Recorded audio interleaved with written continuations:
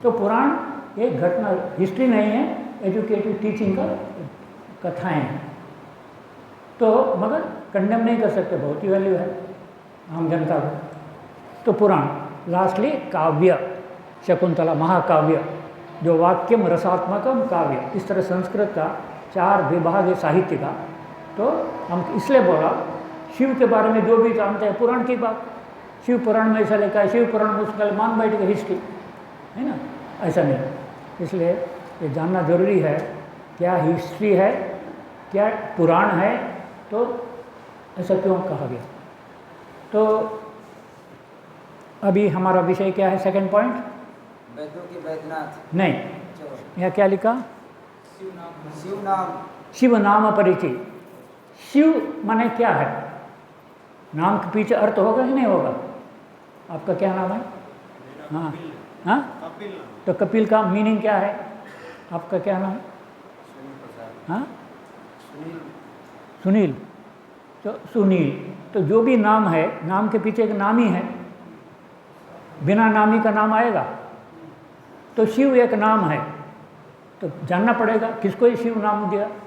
तो शिव का नाम अर्थ है मंगलकारी। क्या है? मंगलकारी, मंगल, शिव मस्तु माने मंगल हो। दूसरा शिव माने चैतन्य का चरम अवस्था, कॉग्निटिव सुप्रीम स्टेटस है ना, सुप्रीम कॉन्शियसनेस। तो और तीसरा अर्थ है सदाशिव। आज से 7000 साल से पहले एक विराट व्यक्तित्व का जन्म हुआ, जिनको जो सदाशिव नाम से, शिव नाम से पॉपुलर हुए। क्यों? वो हमेशा सबका कल्याण में ही उनका व्रत करना ही व्रत था, इसलिए सदा शिव, सदा कल्याण करना जिनका जीवन व्रत हुआ, उनको सदाशिव का जो हिस्टोरिकल, जिनके बारे में ये पुस्तक में लिखा गया। ठीक है, एक तो फिलोसॉफिकल है सुप्रीम कॉन्शियसनेस, एक हिस्टोरिकल है। और तीसरा ये शिव जो है हमारे अंदर भी है, बायोलॉजिकल है ना। कहाँ? बॉडी में नहीं, माइंड में नहीं, आपकी चेतना के चरम अवस्था में वो स्थित हैं।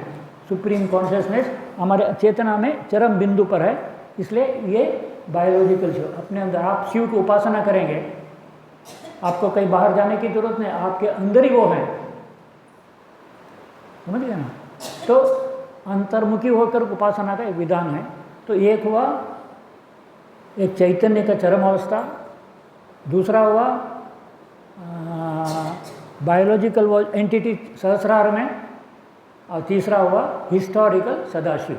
अभी हमारी चर्चा है इतिहास में जो शिव है। तो ये शिव का टाइम क्या है जानना पड़ेगा ना, करीब 7000 साल पहले। महाभारत का टाइम क्या है, कृष्ण भगवान का टाइम क्या है, कहा जाता है 3500 साल पहले। कुरुक्षेत्र में युद्ध हुआ कब हुआ? 3500 साल पहले। द्वारका जो बनी कब बनी? अभी समुद्र के नीचे है, कब डूबी? वही पीरियड है। तो शिव के टाइम में जो भाषा थी, लिपि नहीं थी। जो लिपि नहीं होगा कैसे आप लिखो बताओगे, है ना। इसलिए सुन करके ही याद करके बताना होता था, इसलिए उसको पढ़ता। तो श्रुति वेद का एक नाम है, क्या नाम है? श्रुति, सुना है ना, श्रुति शास्त्र। श्रुति मैंने सुन करके पाया, क्योंकि लिखने का साधन नहीं था, लिपि नहीं थी। 7000 साल पहले वेद जब हुआ, 8000, 9000, 10,000 जो हुआ, रचनाएं हुई, लिखने का लिपि नहीं, तो सुना सुना करके ट्रांसफर होता गया, है ना। एक वेद को दो वेद को याद किया, द्विवेदी, 3 वेद को याद किया, त्रिवेदी, 4 वेद को याद किया, चतुर्वेदी, सुन करके इतनी क्षमता डेवलप करके थी। तो कहने का मतलब श्रुति। उसी तरह शिव की शिक्षा भी सुन करके चली गई, लिपि नहीं थी, इसलिए बहुत सारा उपदेश बाद में जो लिपि आई, लिखा गया, लुप्त हो गया। ठीक। तो लिपि का सबसे पुरानी लिपि कौन सी है? चाइनीज लिपि, पिक्टोरियल, पिक्चर से माध्यम, करीब 6000। और इसके बाद इंडस वैली आया था ना, लिपि सिंधु नदी घाटी की, वो करीब 5000 साल की। हाँ, वो सैंधवी लिपि, खरोष्टी इत्यादि, ब्राह्मी लिपि, खरोष्टी, बाद में उसी लिपि में ट्रांसफर होता है। आजकल की भारत में लिपियाँ आई। तो शिव, ये जो लिपि आने के बहुत पहले शिव का मैंने जन्म हुआ था। इसलिए बहुत सारे जो उपदेश जो है सुन कर पा गया, बाद में लुप्त भी हो गया। तो 7000 साल पहले। तो उस टाइम भारत की क्या स्थिति थी? लोग रहते थे पहाड़ों पर। सिविलाइजेशन कहाँ होगा शुरू, आरंभ कहाँ होगा? सभी पहाड़ों के ऊपर, क्योंकि सभी अनुकूल था। और बाद में जो नीचे उतर के आए, नदी को धारा पकड़ करके आगे गए, तो सिविलाइजेशन का हिल स्टेज, प्लेन स्टेज और डेल्टा स्टेज, और जो भी नदी को साथ सिविलाइजेशन भी आगे बढ़ती गई, मगर सभी प्रारंभिक सिविलाइजेशन पहाड़ों पर। तो पहाड़ों को कहा जाता था गोत्र, और गोत्र का जो हेड होता था गोत्र पिता। सुनते हैं ना, कश्यप गोत्र, ये गोत्र, वो गोत्र। गोत्र माने पहाड़, उसमें रहने वाला जो ऋषि एक प्रधान पुरुष, वो गोत्र पिता। उसमें रहने वाले सब क्या थे? ब्रदर से एक परिवार था। तो शादी करना होगा उसी परिवार में कहेंगे, भाई बहन वो नहीं होगा।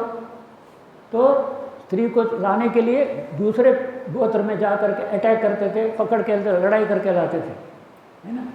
तो इस तरह का गोत्र गोत्र में लड़ाई होती थी। शिव के टाइम में ये स्थिति थी। विवाह सिस्टम नहीं था। जंगली जानवर में विवाह होता है, पशुओं में विवाह होता है। तो वो जो मनुष्य, आधा पशु आधा मनुष्य, विवाह नाम की जानती नहीं, स्वेच्छाचारी थे, है ना। तो शिव के टाइम में ये अवस्था देखने देखा शिव ने, इसमें सबसे मुसीबत होता था स्त्री जात को। बच्चे को पालन करना है, उसको पालन, दूसरा बच्चा हो गया, उसको ध्यान नहीं दे पाएंगे, और वातावरण भयानक है, गोत्र गोत्र में लड़ाई, पशु के साथ भिड़ंत। हाँ, सिविलाइजेशन उन्नत हुई नहीं थी, कम्युनिकेशन नहीं था, जंगली जानवर थे, किसको बचाएं, कैसे बचाएं? तो बहुत शिशुओं का वैसे ही खत्म हो जाते हैं। इसलिए शिव ने कहा यह स्वेच्छाचार नहीं चलेगा, पुरुष को भी बांध के रखना पड़ेगा, दाम्पत्य जीवन को एक रूप देना पड़ेगा। तो शिव के पहले ये दाम्पत्य का नहीं था, तो शिव ने जो विवाह सिस्टम इंट्रोड्यूस किया। क्या किया? विवाह। विवाह का मतलब क्या? एक विशेष प्रकार से दायित्व ग्रहण करना, विशेष प्रकार से, हाँ, वहन करना, हाँ, रिस्पॉन्सिबिलिटी वहन करना। पुरुष ने स्त्री के लिए रिस्पॉन्सिबिलिटी वहन की, और स्त्री ने उस पुरुष के लिए रिस्पॉन्सिबिलिटी वहन की। इसको बोलते हैं विवाह। तो शिव ने ये विवाह सिस्टम प्रथम इंट्रोड्यूस किया, ठीक। और खुद मॉडल रखने के लिए उसने विवाह की। किससे विवाह की? शिव की विवाह किससे हुई? पार्वती से। पार्वती रहती कहाँ थे? पर्वत राजा की कन्या थी। दक्ष पिता थे, वो जो पर्वत का राजा था, पहाड़ी अंचल था, हिमाचल उत्तराखंड का, तो उसकी कन्या थी पार्वती। गिरिजा, गिरी माने पहाड़। तो उससे शिव की शादी हुई। और शिव का जन्म कहाँ था? हिमाचल प्रदेश। हिमाचल तिब्बत के बॉर्डर एरिया में उनका जन्म हुआ। आप शिमला गए हो, शिमला से आगे गए हो तो हाँ, रामपुरा के ऊपर तिब्बत शुरू होता है, तो उस बॉर्डर में शिव का जन्म हुआ। और बगल में पड़ता है गढ़वाल, चमोली। पार्वती उस एरिया की लड़की थी, है ना। तो शिव का बहुत प्रभाव था। बताने सुनाने के बाद में उनके व्यक्तित्व से, प्रभाव से पार्वती मोहित हो गई थी और जिद की हम इनसे शादी करेंगे। क्यों जिद की? राजा दक्ष आर्य था, शिव पूरा आर्य नहीं था। तो आर्य जो बाहर से आए, शिव के टाइम में बहुत कुछ आ चुके थे टोली बना के, कुछ लोग आ रहे थे, तैयारी में थे, कुछ ऑलरेडी आ चुके थे। तो उस टाइम में शिव का आविर्भाव हुआ। तो वो जो आए थे वो अपने को आर्य बोलते थे। आर्य माने क्या है? हम श्रेष्ठ हैं। और बाहर लोग, बाकी लोगों को बोलते थे अनार्य, ये श्रेष्ठ नहीं है। इसलिए ये आर्य अनार्य का संघर्षमय लड़ाई पीरियड था। तो भारत में तीन जात के थे, द्रविड़, मंगोल, ऑस्ट्रिक और आर्य बाहर से आए। तो 4 जात मिलकर अभी 4 जात के मूल है। आर्य आने के पहले 3 था। तो आर्य लोग इन 3 बाकियों को अनार्य बोलते थे। मंगोल के लोगों को पिशाच बोलते थे, द्रविड़ को राक्षस बोलते थे, कंडेम करने वाली दृष्टि से, है ना। तो ये राजा दक्ष नहीं चाहते थे मेरी बेटी शिव से, क्योंकि शिव पूरा आर्य नहीं। हमारे बाबा ने कहा आर्य, पिताजी आर्य थे, माता तिब्बतियन थी, तो इस तरह उस एरिया में उनका जन्म हुआ। तो पूरा आर्य नहीं थे, कद तो बहुत ऊंचा था, 7 फीट, बड़ा वाइट कॉम्प्लेक्स है ना। तो पार्वती मोहित होकर उसी से शादी की जिद की, तो एक शादी हुई। तो शिव की दूसरी पत्नियां थी, और क्योंकि ये जो आर्य अनार्य को लड़ाई में शिव चाहते थे उनका एक करें, ताकि बहुत कुछ देना है मुझे, ये लड़ाई में लोग रहेंगे कैसे हम देंगे। तो रेशियल यूनिटी करने के लिए द्रविड़ जात की कन्या काली, सुना है ना, काली कलकत्ता वाली बोलते हैं, तो द्रविड़ कन्या काली, उससे शादी हुई। और जो मंगोल पीरियड का, मंगोल एरिया का, उसका कन्या का नाम था गंगा। क्या? तो शिव की कितनी पत्नियां रही? पार्वती आर्य कन्या, काली द्रविड़ कन्या, गंगा मंगोल कन्या। ठीक। और पार्वती का एक बेटा था, उससे बेटा हुआ, वो है भैरव। काली से एक बेटी हुई, उसका नाम था भैरवी। और गंगा का एक पुत्र था, उसको बोलते हैं क्या? कार्तिक। तो भैरवी बहुत साधना कर उन्नत हो गए, मगर गंगा का बेटा कार्तिक थोड़ा एक्स्ट्रोवर्सल था, सड़क बड़क में मोहित रहता था, इसलिए गंगा थोड़ा दुखी रहती। देखो मेरे सौतोलियों का, पार्वती का तो बहुत बेटा चमकदार बेटी आ गया है, हमारा बेटा उतना काम का नहीं हुआ। तो शिव जो क्या करते थे, उनको कंसोल करने के लिए थोड़ा ज़्यादा प्रेम देते थे, है ना। इसलिए बोलते हैं ना, कोई किसी को श्री को चढ़ा कर रखा, बोले अपने सिर पर चढ़ा कर रखा है। गृहस्थी में बोलता है भाई अपने बीबी को इतना सिर पर चढ़ा दिया, हाँ, तो सिर पर चढ़ाना, मतलब गंगा को सिर पर चढ़ाया। तो यही सिर पर चढ़ाए बात चलते रही। बाद में जो पुराण लिखा गया, पुराण का पीरियड है 1500 साल पर, शंकराचार्य जी ने शुरू किया अपना रिवाइवल करके, हाँ, उस टाइम ये सब रचनाएं पुराण लिखना शुरू किया। बुद्धिज़्म खत्म हुआ, वो कथाएं लिखी गई, तो पौराणिक पीरियड 1500 साल का। तो जो पुराण लिखे गए, शिव ने गंगा को सिर पर चढ़ाया, तो पिक्चर किया जटाधारी के ऊपर एक गंगा लेडी है ना, गंगा नदी धारा निकल रही है, तो ये गंगाधर करके नाम दिया। तो पौराणिक कल्पना है। तो शिव के जटा में कोई नदी नहीं थी, कहानी बनाई, गंगा को धारा उतरना था, भगीरथ ने तपस्या किया और गंगा स्वर्ग से उतर के आई, है ना। तो शिव ने जाके जटा में धारण के रोक दिया, ऐसा करके बाद में प्राकृतिक के नीचे आए। ये सब पौराणिक कथा, ये सब पौराणिक कथा सुनने से लगता है हिस्टोरिकल शिव कैसे होंगे सब, है ना। तो पुराण का शिव का वर्णन सुन करके ये ऐतिहासिक नहीं हो सकता। दुर्गा उनकी पत्नी थी, 8-10 हाथ वाली, ये सब कैसे, कोई स्त्री थोड़ी ऐसा है, उसका हस्बैंड ऐसा है, तो कैसे होगा। गणेश जो उनका बेटा है, हाथी का मुख वाला, ऐसा बेटा ऐसे बेटी, ये सब कैसे होगा शिव। इसलिए क्वेश्चन उठता है, ये सब शिव काल्पनिक है, कहानी है, मगर ये पुराण के कारण ये सब डाइवर्शन हो गया। मगर पुराण का पोर्शन हटाओ, वो तो शिक्षा देने के लिए बताई, तो हिस्ट्री निकल के आएगी। तो जो भी है हमको संक्षेप में आप कहना है। तो 3 पत्नियां, दो बेटा एक बेटी, और इनकी 2 राजधानी थी। गर्मी के दिन में हिमालय, और विंटर में काशी। तो शिव को तो समाज को, संगठन को बहुत कुछ देना था, तो गर्मी के दिन में आते जाते थे, बोलते ना माउंट कैलाश है हिमालय, शिमला, शिवला, ला मीन्स लैंड, शिव का लैंड है, शिवला शिवला शिवला शिमला हो गया, है ना। तो अभी आप हिमाचल घूमेंगे तो बोलते शिव की एरिया है, इसलिए गर्मी के दिन में वहाँ रहते थे, और विंटर में बनारस, काशी। तो अभी वो जो काशी है उसको वाराणसी बोलते हैं। वहाँ मरने से जन्म नहीं होता। वार मीन्स रोकना, वार, अणसी माने रीबर्थ, जहाँ मरने से रीबर्थ नहीं होगा, मुक्ति मिलेगा, एक कल्पना से उसका नाम रखा वाराणसी। ओरिजिनल नाम क्या है? काशी। सबसे पुरानी नगरी है, अभी बहुत कुछ नीचे चली गई। तो ये शिव का। तो शिव के गण हैं। शिव के गण कौन थे? जितने अनार्य लोग थे, अवहेलित थे, है ना, असुर बोल करके आर्य लोग मारते थे, वो सब शिव के शरण में गए। शिव ने उनको प्रेम से अपना बनाया और जाकर बहुत योगी बनाया, शिव लड़ाया, बहुत कुछ किया। इसलिए ये शिव के गण, है ना, राक्षस पिशाच बोलते हैं ना, ये कंडेम करने के लिए, ये सब अवहेलित पीड़ित मानव समुदाय का जीव को शिव संरक्षण दिया। अब शिव के अवदान प्रथम अवदान, उन्होंने समाज को गठन करके गोत्र की लड़ाई खत्म करो और शिव गोत्र में आ जाओ, है ना। शिव गोत्र का नाम सुना है ना? जितने शिव के अनुयायी हैं वो शिव गोत्र में आ गए।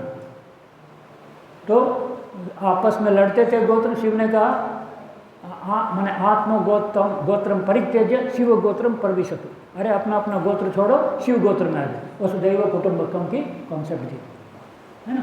हरे पिता गौरी माता स्वदेशी त्रिभुवन प्रेम, ये एक वसुदैव कुटुंब कॉन्सेप्ट शिव ने दिया, एक परिवार बना कर, उसमें सबका स्कोप है, हाँ, हारमोनी में रहते थे। एक बार शिव गोत्र का संचालन किया गोत्र की लड़ाई खत्म करने के लिए, एक रेशियल लड़ाई खत्म करने के लिए रेसों के बीच में शादी के रिलेशन बना करके एक नज़दीक लाए। आर्य बोले ये हमारा पार्वती का हस्बैंड है, वो कनेक्टेड हो गया आर्य का। द्रविड़ बोला हमारा काली का हस्बैंड है, द्रविड़ लोग उनके हो गए। और मंगोलियन हिंदू बोले हमारा गंगा का हस्बैंड है। तो ये जो रेशियल था शिव को लेके ब्लेंडिंग हुई, नज़दीक आ गया, है ना। तो ये काम किया। दूसरा सरेगम, ये जो सुर सप्तक है ना, ये सुर सप्तक किसने दिया? हाँ, शिव ने दिया। सरे ग म प द नि, देख कर कितनी ध्वनियाँ संसार में हैं और कितने नोट्स हैं, 7 के बाद 8वां नोट उसी का रिपीटिशन है। ये जो इन्वेंट किया शिव ने सुर सप्तक का, सरे ग म प द नि का, इसके ये शिव ने किया। और उसके आधार पर राग रागिनियों को डेवलप किया पार्वती को मदद लेके। तो 32 तरह के राग हैं, मालकों, है ना, भैरवी, ये सब राग शिव ने अनुसंधान करके संगीत शास्त्र डेवलप किया, साथ दिया पार्वती ने भी। तो गीत बने, गीत के साथ नाच सिखाया, कैसे नाचना है, और नाच में मुद्रा बैठाया। तो इंडियन क्लासिकल म्यूजिक और वेस्टर्न क्लासिकल म्यूजिक, अच्छा एक बात, संगीत माने क्या है जी? धीरज जी, संगीत माने क्या है? हाँ, नहीं, संगीत माने वो तो प्रार्थना है, भजन है। संगीत माने क्या है? संगीत स्कूल है ना, संगीत माने गाना, म्यूजिक। हमारा संगीत स्कूल मीन्स म्यूजिक स्कूल, मगर संगीत माने गाना, बजाना, नाचना, तीनों को मिल करके वो संगीत है।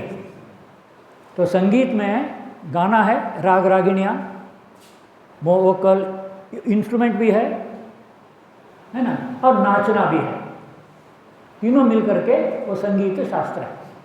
तो शिव ने संगीत शास्त्र दिया। नटराज बने हैं ना, तांडव सिखाया, पार्वती में और कई ढंग से नाच सिखाया। मुद्रा, वेस्टर्न म्यूजिक, वेस्टर्न डांस और इंडियन डांस में अंतर क्या है, कौन बताएगा? वेस्टर्न में भी डांस नाचते हैं ना, इंडिया में भी नाच होता है ना, तो दोनों में अंतर क्या है? नाचना में लय है, छंद है, हाँ, जो भी गाओगे छंद के साथ, उछल कूदल करोगे छंद में। तो वेस्टर्न डांस में भी नाचना है, इंडियन डांस में भी नाचना है। डिफरेंस कहाँ है? डिफरेंस है मुद्रा। तो इंडियन जो शास्त्रीय संगीत है, डांस है, जो शिव ने दिया, उस नाच के साथ मुद्रा बैठा है, बट कई मुद्राएं हैं, है ना। तो ये वेस्टर्न म्यूजिक में, वेस्टर्न डांस में मुद्रा नहीं है, हाव भाव ये सारा चीज़ है, मगर भारतीय शास्त्र में मुद्राएं हैं, उंगली के माध्यम से, आंख के माध्यम से, है ना। अब भाव प्रकट करते हैं, भाव प्रकट करेंगे मुद्रा के, ये शिव ने सिखाया। दूसरा हमने बताया था धन्वंतरी के माध्यम, ये डांस किसके माध्यम से सिखाया? उनका शिष्य था भरत, तो भरत के माध्यम से पकड़ करके उसको सिखाओ, उसके मुखांतर उसको प्रोपगेट करो, इसलिए वो बन गया भरतनाट्यम, है ना। कथक गिथक सब बाद में आया, ओरिजिनल है भरतनाट्यम, शिव ने सिखाया। इसलिए आजकल ट्रेडिशनल भरतनाट्यम सिखाएंगे, शिव का पिक्चर रखेंगे, पूजा करेंगे, करने के बाद ही वो गुरु उस नाट्य का गुरु सिखाएगा ट्रेडिशनल।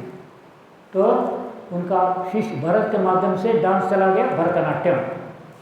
और उनका एक शिष्य था धन्वंतरी, उसके माध्यम से मैंने कहा हीलिंग साइंस, मेडिकल साइंस सिखाया, वैद्यक शास्त्र।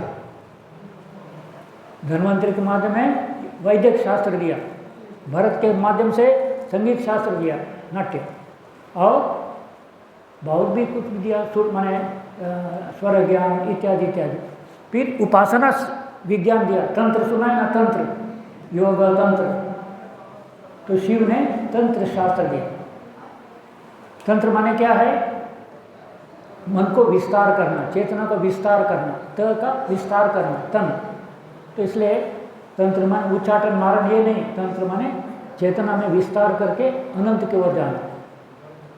तो तंत्र शास्त्र दिया, योग शास्त्र दिया, योग शास्त्र दिया माने आध्यात्मिक जीवन में उसका फाउंडेशन दिया, मानव जीवन में आध्यात्म का फाउंडेशन दिया, बहुत बड़ा काम है। तो इसलिए वो उसको अध्यात्म को प्रैक्टिस, उसको मैंने शास्त्र रूप में बना, क्लासिक शास्त्र रूप में बांधा। उसके पहले ये अध्यात्म साधना शास्त्र रूप में नहीं था, नाच गाना शास्त्र रूप में नहीं था, संगीत शास्त्र शासन है, और तंत्र शास्त्र शासन है। ये सारा समाज को संगठित किया, शास्त्र दिया, समाज शास्त्र दिया, संगीत शास्त्र दिया, वैदिक शास्त्र दिया, जीवन को एक धारा में लाया आगे बढ़ाने के लिए। इतना बहुत महत्वपूर्ण फाउंडेशन होगा। इसलिए हमारे बाबा बोलते हैं मानव संस्कृति, मानव सभ्यता सब शिव के देन है। शिव को माइनस करो, मानव संस्कृति मानव सभ्यता को आधार ही नहीं मिलेगा। यदि बैठने का ग्राउंड नहीं होगा, बैठ सकते हो? नाचना है, ग्राउंड नहीं होगा, कैसे नाचोगे? तो मानव संस्कृति मानव सभ्यता का आधार शिव से हुआ है, मगर शिव ये नहीं भी बन सकते, अपने चमक में चमकते रहेंगे। इसलिए हर मनुष्य को जानना है शिव के अवदान क्या। Thank you. तो 7000 साल पहले इस तरह संस्कृति नहीं थी, विवाह नहीं था, पशु जैसे रहते थे, है ना। आपस में गोत्र लड़ते थे, एक जगह इकट्ठा होकर हम लोग चले, संगठन में एक साथ चले, वसुधैव कुटुंबकम। ये पशु में ये वसुधैव कुटुंब कॉन्सेप्ट नहीं, शिव ने लाया। तो इस तरह का बहुत सारा अवदान जो जरूरत था मानव को आगे ले चलने में, शिव ने दे दिया। इसलिए शिव के अवदान को आज हम एंजॉय करते हैं, मगर किसके अवदान ये नहीं जानते। क्या अच्छा ये ठीक है? आज सभी कंट्री में एक न एक रूप में विवाह है शिव का दिया हुआ, फॉर्म थोड़ा थोड़ा बदला, मगर फाउंडेशन वही है। मगर किसके कारण ही हमको विवाह सिस्टम मिला भूल गए, वो नहीं दिया था, पशु जैसे बनकर रहते। इसलिए कहा गया है शिव के अवदान जानना हर मनुष्य का कर्तव्य है, हमारे गुरु ने कहा। उसी रूप में हम ये निभा रहे हैं कि शिव का अवदान क्या है जानो, है ना। तो एक ये बात है, एक शिव के पॉइंट का क्या था, उनके अवदान, और क्या था नेक्स्ट पॉइंट? शिव की शिक्षा।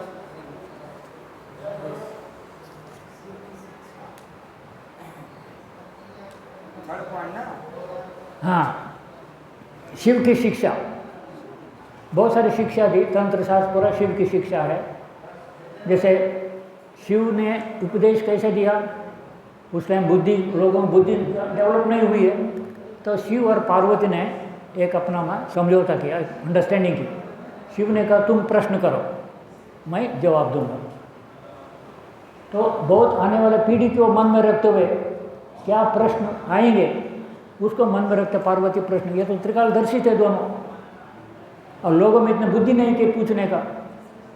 अब बुद्धि आएगी तब ये शरीर रूप में नहीं रहेंगे, इसलिए दोनों ने ये अंडरस्टैंडिंग मैंने तुम प्रश्न करो मैं जवाब दूंगा। इस रूप में जो जितना शिव के उपदेश आए, तंत्र शास्त्र आए, आगम निगम बोलते हैं, तो हर पार्वती का संवाद है, एक संवाद है पार्वती का। जीवन में सफल होने के लिए क्या करना है? What is the secret of success in life? क्या है? What is the secret of success? तुम लोग फेल होना चाहते हो, पास होना चाहते हो? कोई नहीं चाहेगा फेल हो जाए, है ना? सर्टिफिकेट मिलेगा या बिना पास पहल के सर्टिफिकेट ये देंगे, ये अलग बात है। परीक्षा नहीं करेंगे, सर्टिफिकेट देंगे। मगर जीवन में सफल होने के लिए पार्वती ने पूछा क्या करना है? शिव ने एक श्लोक दिया, शिव संगीता में आता है वो, फलिष्यतीति विश्वास सिद्धेर प्रथम लक्षणम। माने फलिष्यतीति विश्वास सिद्धेर प्रथम लक्षणम। शिव ने कहा 7 पॉइंट हैं, इसको पालन करो, सफल हो जाओ। प्रथम पॉइंट क्या? सिद्धि प्राप्त करने के, सफल होने के लिए विश्वास चाहिए। फलिष्यतीति सिद्धे प्रथम क्या है? विश्वास। द्वितीय श्रद्धया युक्तम, द्वितीय क्या है? श्रद्धा होनी चाहिए। तृतीय गुरु पूजनम, गुरु के प्रति पूजनीय भाव होनी चाहिए। चतुर्थो समता भाव। पंचम इंद्रिय निग्रह। षष्ठं च प्रमिताहार। सप्तम नैवेद्य। क्या क्या पॉइंट है? 7 पॉइंट है। प्रथम विश्वास, दूसरा श्रद्धा, तीसरा गुरु के प्रति पूजनीय भाव, चौथा समता भाव, पांचवा इंद्रिय निग्रह संयम, छठा न्यूट्रिशियस भोजन प्रमिताहार, प्रॉपर फूड, नरिशिंग फूड। बोल के शिव चुप हो गए। पार्वती ने आपने 7 बोला था, 6 तो हो गया, 7वां क्या है?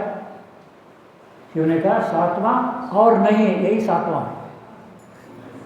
6 के बाद और पॉइंट नहीं है, ये बोलने के लिए 7वां पॉइंट। माने 6 को पालन करो, तुम जीवन में सफल हो जाओ। शिव की शिक्षा है, ऐसे बहुत शिक्षा है, हम एक शिक्षा बता रहे हैं। तो क्या चाहिए? विश्वास। विश्वास माने क्या है? कोई अर्थ हमको बताइए। विश्वास माने क्या है? इंग्लिश में है एक फेथ, एक बिलीफ, है ना, एक क्या कहेंगे, हाँ, माने एक हमारा विश्वास, श्रद्धा और आस्था, है ना, ये सब बातें हैं। तो आस्था, श्रद्धा, विश्वास में यहाँ क्या बोला है? आस्था की बात नहीं की, श्रद्धा बाद में, पहले विश्वास। तो हमारे बाबा ने कहा, ये सुना करके, दीर्घ सांस ले करके, फर्म डिटर्मिनेशन। विश्वास माने यहाँ फर्म डिटर्मिनेशन, संकल्प, दृढ़ संकल्प। जब कुछ करने जाओगे, आपका संकल्प दृढ़ नहीं, कर पाओगे, थोड़ा सा बहाना मिल गया, छोड़ के बैठ जाओगे। तो विश्वास जो है दृढ़ होना चाहिए। तो दृढ़ विश्वास के श्वास के साथ क्या कनेक्शन है?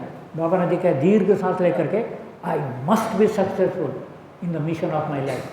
क्या है? मुट्ठी का बांध करके, मुट्ठी बांध माने एक दृढ़ता आ गई, I must be successful in the mission of my life. हमारे धीरज को वो अभियान मूवमेंट लॉन्च करना है या आखिरी तक पहुंचाना है, एक संकल्प है। मगर बाधाएं बहुत आएंगी, विचलित हो जाएंगे, तो इसलिए दृढ़ होना चाहिए। तो दृढ़ करने के लिए मुद्रा है, आई मस्ट बी सक्सेसफुल, मुझे मैंने सफल होना ही है। एक विशेष दीर्घ सांस लेके करना, सांस छोड़ करके I must be successful, I must be. तो आप सांस लेते हो, आप एनर्जी आती है, और उसके बाद विश्वास करते हो, उसमें बल आता है ना। तो इसलिए दीर्घ सांस ले करके ये जो संकल्प लेना, उसी को विश्वास, विशेष श्वास ले करके संकल्प लेना, इसलिए विश्वास कर दिया। तो विश्वास फेथ नहीं है, विश्वास संकल्प है, दृढ़ संकल्प है। और सांस के साथ लेके किया, संकल्प दृढ़ हो जाएगा, आई मस्ट बी सक्सेसफुल। 3 बार हमसे कराया है ना, यहाँ हाथ रख कर कहो। तो ये आपका सीक्रेट है। कोई भी आपने सफल होना होगा पेशे में, पढ़ाई में, तो पहले अपना संकल्प दृढ़ करो। शिव ने कहा दृढ़ संकल्प करो, करना ही है ना। I must, I can and I will, पहले बिगिन होगा आई मस्ट। तो ये हुआ प्रथम। दूसरा श्रद्धा, जो चीज़ पाना है उसमें आपको श्रद्धा होनी चाहिए। श्रद्धावान लभते ज्ञानम, गीता बोलता है कृष्ण। श्रद्धावान ही ज्ञान पाता है। तो श्रद्धा नहीं होगा तो उसमें आप तो लगोगे नहीं सीरियसली, सिंसियरली। इसलिए श्रद्धावान बनो। जो चीज़ करना है, जो चीज़ पाना है, उसमें श्रद्धा होनी चाहिए। हाँ, उसके ओर आगे बढ़ने में जो भाव आता है वही श्रद्धा है। तृतीय गुरु पूजनम, गुरु के प्रति रेस्पेक्टफुल रेवरेंस। जो सिखाने जाएगा आपका आदरणीय भाव नहीं, गुरु क्यों बताएगा, है ना। जितना गुरु किसको देगा, जो प्रिय शिष्य को। प्रिय शिष्य कौन है, जो उनके बातों को मान के चलता है, उसी को देना चाहेंगे। इसलिए तृतीय गुरु पूजनम, गुरु का दिया हुआ निर्देश को पालन करता है। चतुर्थो समता भाव। देखो लाइफ में उतार चढ़ाव है, सफलता हार है, तो समता भाव, समदृष्टि से देखो। हम सुपीरियर हैं, हम इन्फीरियर हैं, ये नहीं। Be free from complex of superiority and inferiority. Superiority complex आ गया, जीतोगे नहीं। इन्फीरियरिटी कॉम्प्लेक्स, बड़ा काम नहीं कर पाओगे। ये कॉम्प्लेक्स से अपने को समता भाव। पंचमा इंद्रिय निग्रह, संयम होना चाहिए, मन पर कंट्रोल, इंद्रिय पर कंट्रोल होना चाहिए। लास्टली प्रमिताहार, मिताहार नहीं, हाँ, प्रमिताहार, न्यूट्रिशियस बैलेंस फूड, है ना। इसलिए फूड भी एक आइटम है, जो मिला खाएंगे वो नहीं, सोच समझ के खाना है। तो ये हो प्रमिताहार। और सप्तमम, सातवां हाई नहीं, यही सातवां पॉइंट। तो एक शिव का एक शिक्षा मैंने बोल दिया। इस तरह का बहुत शिक्षा है। पार्वती पूछेगी, शिव बताएंगे। एक बोल करके और एक शिक्षा देता हूँ, वर्तमानेषु वर्ते, वर्तमान में जियो। शिव की एक शिक्षा है, क्या है, वर्तमानेषु वर्ते, वर्तमान में जियो। कितने काल हैं, कितने काल हैं, इंग्लिश में टेंस बोलते हैं। कितने टेंस हैं, 3। कौन कौन से, प्रेजेंट, पास्ट, फ्यूचर। तो शिव ने कहा प्रेजेंट टेंस में जियो, पास्ट में नहीं। वही गम है, वही गम है। आए उसने ऐसा किया, ऐसा नहीं करना था, ऐसा बोलना, मैंने ऐसा बोल, उसको मेंटल उसी में ड्रॉप खींचाव है। तो वर्तमान निगलेक्ट हो रहा है, पास्ट में रहा है। और दूसरा फ्यूचर, आज फ्यूचर में डे ड्रीमिंग। हाँ, वो मैंने यूपी से एक आता था बहुत सीरियल, रंगोली का स्वप्न, ऐसा कुछ एक बहुत फेमस था।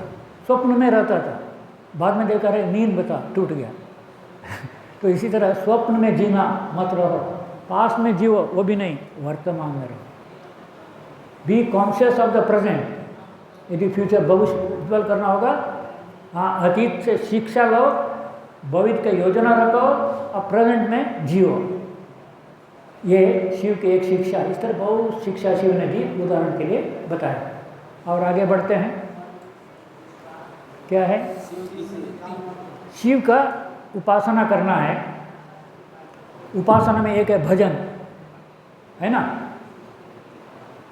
भजन। इसके बाद कीर्तन आता है, इसके बाद ध्यान करना है। ध्यान करने के लिए है ना वर्णन होता है, उसको फोटोग्राफी नहीं था। तो वो ध्यान का वर्णन मंत्र फॉर्म में दिया। और प्रथम है शिव गीति, भजन एक सुनाता हूँ। जय शुभ वज्रधर शुभ्र कलेवर व्याघ्रांबर हर देहि पदम। जय शुभ वज्रधर, शिव ने वज्र अस्त्र पकड़ा है। वज्र माने ये अस्त्र डेथ डेफिनिट, इस पर छोड़ दिया मार के ही जाएगा। आजकल तो बॉम्ब बोलते हैं ना, ब्रह्मास्त्र, वज्रास्त्र। शिव के हाथ में वो अस्त्र था संहार करने का, मगर बोल दिया शुभ वज्रधर। किसका संहार करने के लिए, भक्तों का नहीं, दुष्टों का संहार करने के लिए अस्त्र पारण के लिए। इसलिए शुभ वज्रधर। शुभ्र कलेवर, शिव का बॉडी कैसा था, तुम्हारा जो अभी दिया ना, क्या है इसको बोलते हैं, टी शर्ट, क्या कलर है, हाँ, शिव का बॉडी वैसे वाइट था, धवड़, है ना, चंद्रमा के जैसे रजत। तो शुभ वज्रधर, शुभ्र कलेवर बॉडी, व्याघ्रांबर पहना है। शिव कभी दिगंबर नहीं थे, नंगे नहीं थे, व्याघ्रांबर, व्याघ्र के चमड़ को पहनते थे। अरे देहि पदम, मेरे तुम्हारे चरण में जगह दो। ये प्रार्थना है। फिर क्या है, आदि पिता दे विषाण निनादक क्लेश विदूरक सर्वधि धारक देहि पदम, लंबा होगा। शिव बजाते थे विषाण, सिंह का, बाद पहाड़ पर बैठेंगे आप बजाओगे वो दूर दूर तक समझ जाता है। मुसलमान करते नहीं, अल्लाहू अकबर जो कुछ करते हैं, हाँ लगाते हैं, अभी पूजा का टाइम आ गया, आओ आओ बोलते ना बजाना, तो शिव उसी तरह पहाड़ पर उनका बजाएंगे, दूर दूर तक जाती थी। अब उपासना का टाइम है, तो जय विषाण निनादक साउंड करना, क्लेश विदूरक सबका क्लेश को दूर करने वाले, व्याघ्रांबर देहि पदम।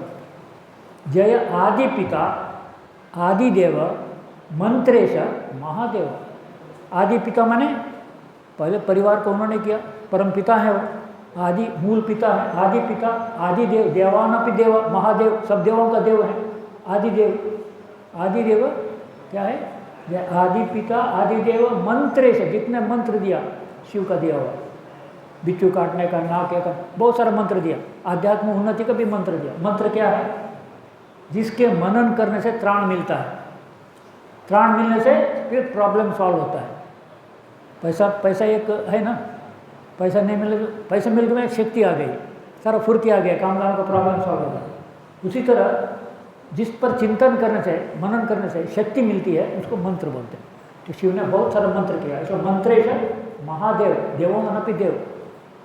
तो उस तरह आगे चलते हैं, रजत गिरी निभ, हाँ रजत गिरी निभ क्या है, रजत गिरी मधुमय दुर्लभ, हाँ नित्य अभिनव, इस तरह करके जय सत्य सन परम पिता। तो एक भजन है, उसका अर्थ है आपके जो पुस्तक दिया वो शिव गीति दी हुई है।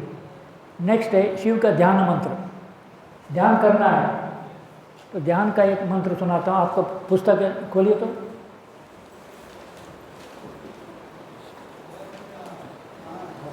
एक कॉपी मुझको देना।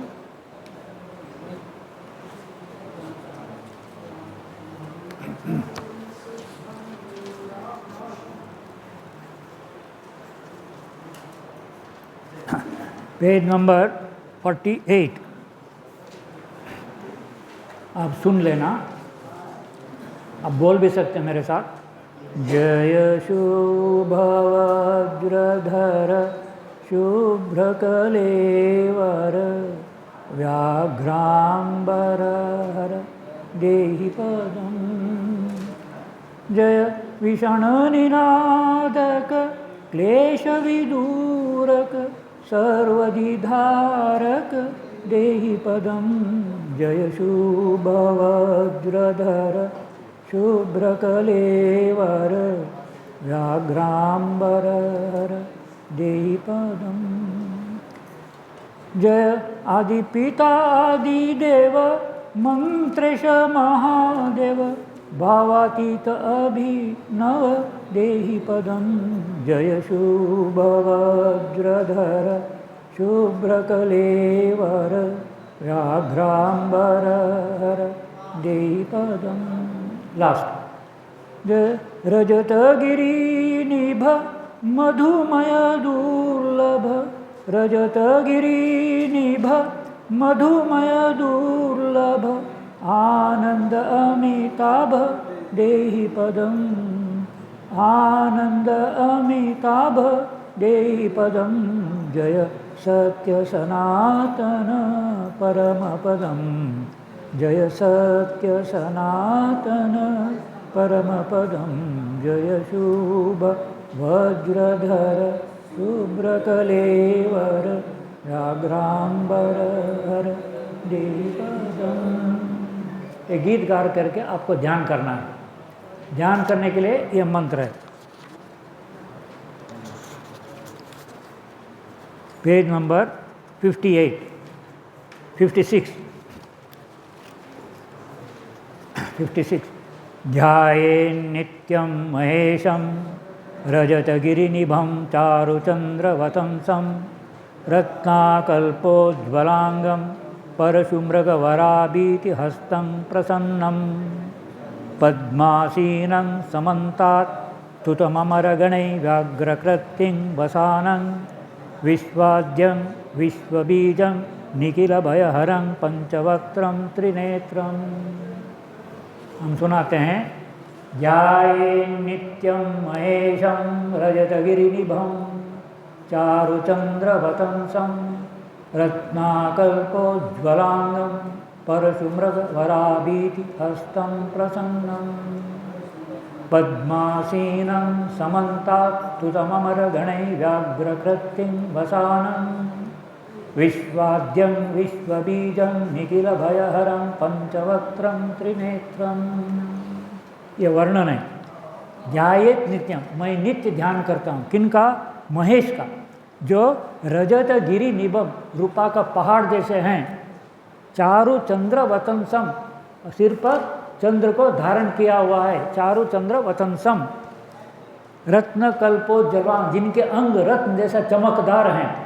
रत्न कल्पोज्ज्वलांग, परशु माने पेट, मृग जानवर, वरा भीति, ये वर्क मुद्रा, अभीति, डरो मत, मैं हूँ। किसको? पेड़ पौधे सबको, है ना, आगे बढ़ो, मैं हूँ। इसको वराभय मुद्रा बोलते हैं, वर और अभय। वराभीति, वर अभीति, डरो मत। हस्तम, ऐसा हाथ कर, प्रसन्नम, मुख में प्रसन्न मुद्रा में है। शिव को प्रसन्न देखना चाहते हो, भयानक देखना चाहते हो? शिव का कोमल रूप देखना चाहते हो कि रौद्र रूप देखना चाहते हो? जो बाप का रुद्र रूप देखना चाहते हो कि कोमल रूप देखना चाहते हो? और परिवार में हस्बैंड का रुद्र रूप देखना चाहते हो कि कोमल रूप? और पति जो है वाइफ का रुद्र रूप देखना चाहते हो कि कोमल रूप? रुद्र कोई नहीं देखना चाहेगा। इसलिए यहाँ का प्रसन्नम, प्रसन्न मुद्रा में शिव का ध्यान करो।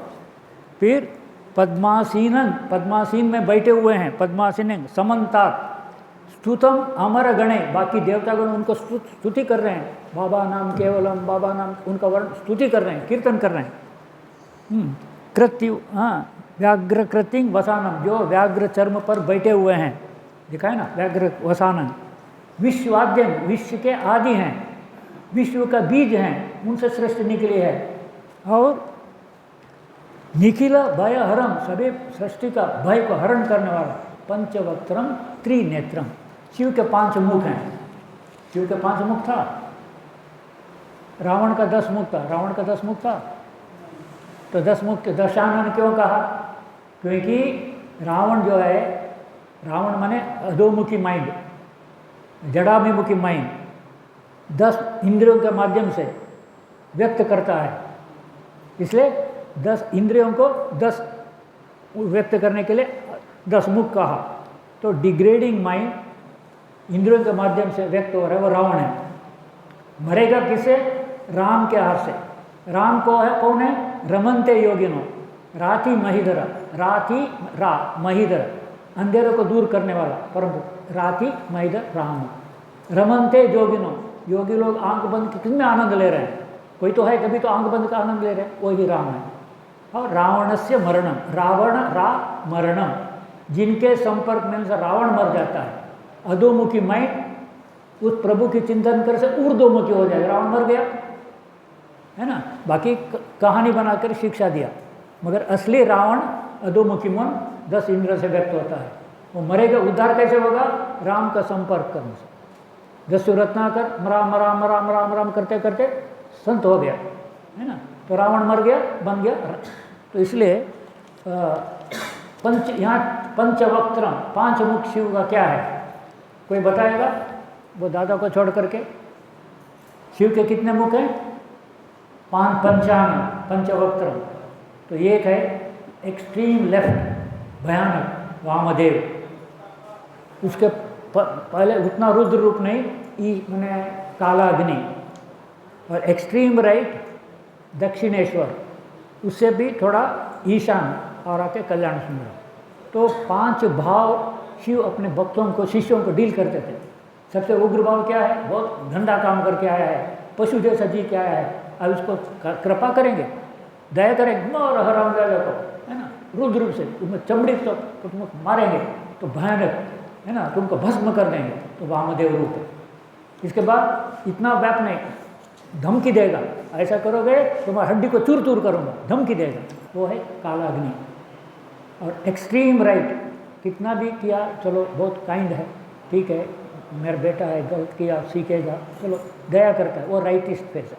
ये लेफ्टिस्ट राइटिस्ट एक्सट्रीम, बीच में क्या है ईशान, थोड़ा सा ऐसा करना ठीक नहीं, समझा बुझाएंगे, ऐसा करें अगले बार करेंगे फिर हम देखो स्ट्रिक्ट हो जाएंगे, ऐसा न करो बेटा, समझा रहे हैं।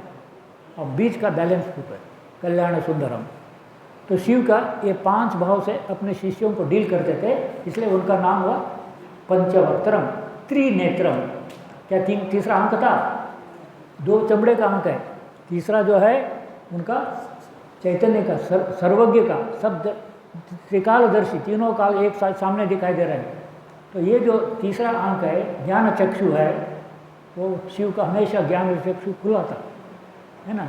कोई जानने के लिए आंख बंद करके ध्यान लगाना नहीं पड़ता, इसी समय में पूरा काल का सामने आ रहा है ना, बाय नेचर। इसलिए वो त्रिनेत्र, उस नेत्र से सब जान लेते थे।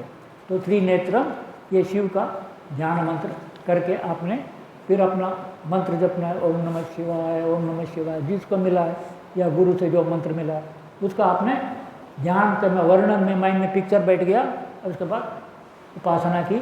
उपासना करने के बाद क्या करेंगे, प्रणाम मंत्र, लास्ट दिया प्रणाम मंत्र।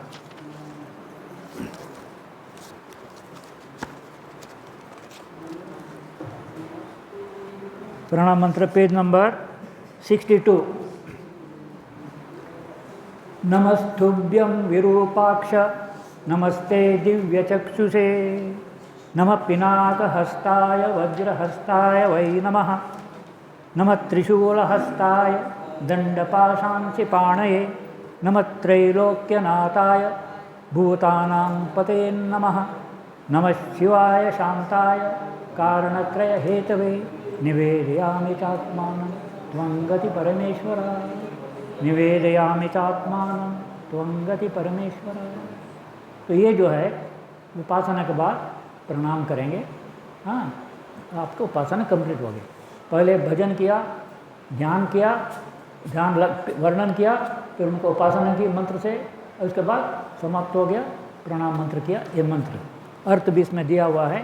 तो इस तरह शिव एक ऐतिहासिक व्यक्ति, त्रिकालदर्शी, मानव सभ्यता संस्कृति के आधार दिया, और इसके बाद भी उनका इतना प्रभाव रहा, जो भी भारत में आए शिव के साथ जुड़ करके उनको जाना पड़ा। तो बाकी जो उनके अवदान क्या थे, शिव का नाम विभिन्न नाम है, इसमें अभी बता नहीं रहा हूँ। त्रिनेत्रम बता दिया, पंचानाम बता दिया, इसलिए चंद्रशेखर बहुत सारे नाम हैं। तो उनका अनेक नाम है, मगर नाम ही एक है। इस तरह का नाम की हुई, उपासना की बात हुई। आज शिव मैंने क्या कहेंगे, सत्संग के रूप में सदाशिव के बारे में बता दिया। आपको मेरे गिफ्ट रूप में एक पुस्तक भी दिया, पढ़ेंगे और दूसरों को भी पढ़ाएंगे। परमपिता बाबा की जय। फिर शांति पाठ करेंगे। ओम पूर्णमदः पूर्णमिदं पूर्णात् पूर्णम् उदच्यते पूर्णस्य पूर्णमादाय पूर्णमेवावशिष्यते। ओम शांति शांति शांति। तो ये जो पूर्ण मद, वो पूर्ण है जिनसे सृष्टि आई, पूर्णमिदम जो उनसे आए हैं ये भी पूर्ण है। माने वो पूर्ण है, तुम भी पूर्ण हो, मैं भी पूर्ण हूँ। पूर्ण से पूर्ण माद है, पूर्ण से पूर्ण आ गया, फिर भी जो रह जाता है वो भी पूर्ण ही है। माने अब हम सब के अंदर एक पूर्णता है, क्योंकि हम पूर्ण से आए हैं, है ना। पूर्ण, इनफाइनाइट, बाउंडलेस। मगर अब पूर्ण को हमने रियलाइज नहीं किया, मगर पूर्ण का अंश होकर हम आए हैं।